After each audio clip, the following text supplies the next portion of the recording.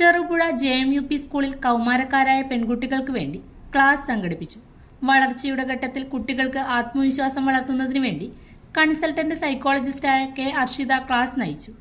കൗമാരക്കാരായ പെൺകുട്ടികൾ നേരിടുന്ന വിവിധ പ്രശ്നങ്ങളെക്കുറിച്ചും അവയെ അഭിമുഖീകരിക്കാനുള്ള വഴികളെക്കുറിച്ചും കുട്ടികൾക്ക് ദിശാബോധം നൽകുന്നതായി ക്ലാസ് മാറി.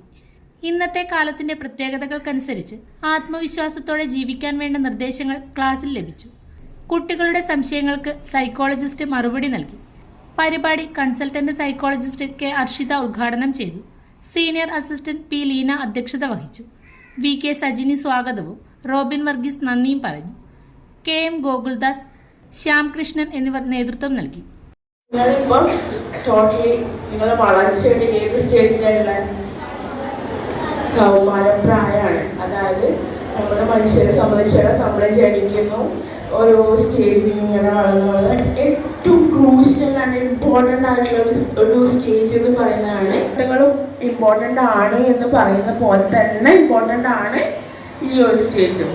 ഈ സ്റ്റേജിൽ എത്തുമ്പോൾ നമ്മൾ മിക്കവാറും നമ്മളെ കുറിച്ച് കുറച്ചും കൂടി അവെയർ ആവാൻ ശ്രമിക്കും.